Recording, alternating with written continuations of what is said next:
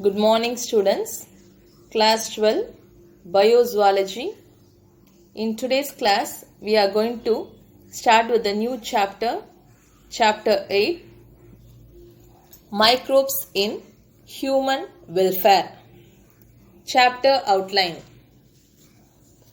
In this chapter, we are going to learn about the microbes in household products, microbes in industrial products, microbes in sewage treatment and energy generation, microbes in the production of biogas, microbes as biocontrol agents and biofertilizers, and bioremediation. What are microbes? Microbes are very tiny microscopic organisms which cannot be seen through our naked eyes. It can be seen only under the microscope. Examples of microbes are bacteria, fungi, protozoa, certain algae, viruses, viroids and prions. So these are the major components of the biological system on Earth. You must have already heard about the bacteria, fungi, algae, virus. What are viroids and what are prions? Viroids are small circular single-stranded molecule of infectious RNA that cause several plant diseases.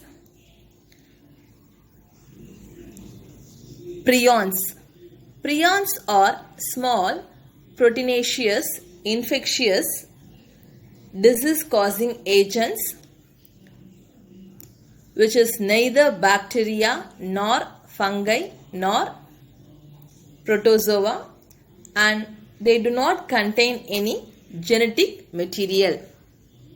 They are very small infectious agents. Where do these microbes present? Microbes are present everywhere. They are present in soil, water, air, and within bodies of plants and animals. Microbes like bacteria and fungi can be grown on nutritive medium to form colonies which can be visibly seen. So when these bacteria and fungi is allowed to grow on nutritive medium, that is, when we culture this, we can able to see the colonies of bacteria and fungi. Some of the microbes useful to human welfare are discussed here. First of all, we'll see about the microbes in household products. In our day-to-day life, how the microbes are useful to us. In everyday life, microbes and their products are used in the preparation of idli, dosa, cheese, curd, yogurt, dough, bread, vinegar, etc. So in our house, we are knowingly or unknowingly using certain microbes in the preparation of idli, dosa, cheese, yogurt, dough, etc. Bacteria like Lactobacillus acidophilus, Lactobacillus lactis and Streptococcus lactis, all these are commonly called as lactic acid bacteria because they produce lactic acid. In short, they are called as LAB. They are probiotics.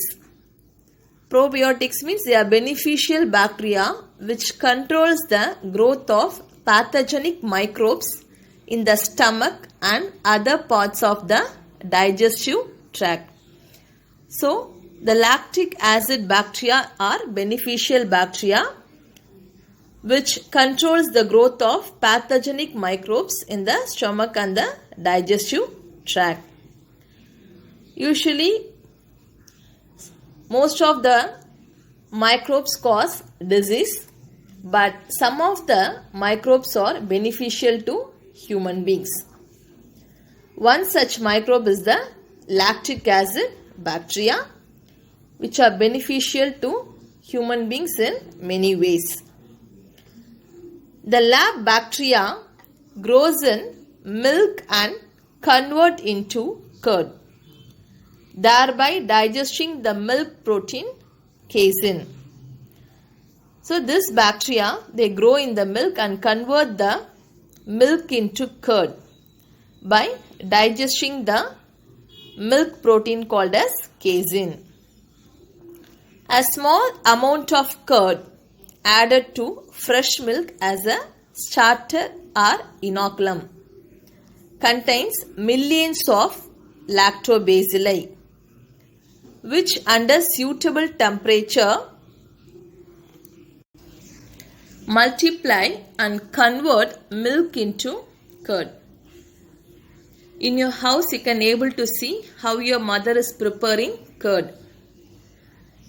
She will be adding a small amount of curd into the milk, and after some time, after few hours, the milk will get changed into curd. So this is because of the lactobacilli, which converts the milk into curd under suitable temperature. Curd is more nutritious than milk as it contains a number of organic acids and vitamins. In this picture, you can able to see the lactic acid bacteria. So this lactic acid bacteria is beneficial to human in many ways. Prebiotics and probiotics. Prebiotics are compounds in food fibers that induce the growth or activity of beneficial microorganisms. So prebiotics are compounds which are present in our food. These compounds will increase or induce the growth or activity of beneficial microorganisms. Probiotics, they are live microorganisms intended to provide health benefits when consumed, generally by improving or restoring the gut flora. So, the probiotics are microorganisms. These, when consumed, they will improve our gut flora. Next, we'll see about yogurt. Yogurt is similar to curd, but it is an industrial product. Yogurt is produced by bacterial fermentation of milk, and lactic acid is produced as a byproduct. The microorganisms such as Streptococcus thermophilus and Lactobacillus bulgaricus coagulate the milk protein. Coagulate means changing, a process of changing the liquid into solid or semi-solid. That is called as coagulation. So this Streptococcus thermophilus and Lactobacillus bulgaricus, these two bacteria coagulate the milk protein and convert the lactose in the milk to lactic acid. The flavor in yogurt is due to acetaldehyde. Yogurt is also very good for our health. Next is cheese. Cheese is a dairy product produced in a wide range of flavors, textures, and is formed by coagulation of the milk protein casein. During the cheese production, milk is usually acidified and the enzyme rennet is added to cause coagulation. So, for the production of cheese, first the milk is usually acidified and then the enzyme rennet is added to cause coagulation. Afterwards, the solids are separated and pressed to form cheese. Most cheese are made with the starter bacteria Lactococcus, Lactobacillus and Streptococcus. So by using this bacteria only, cheese is produced or manufactured.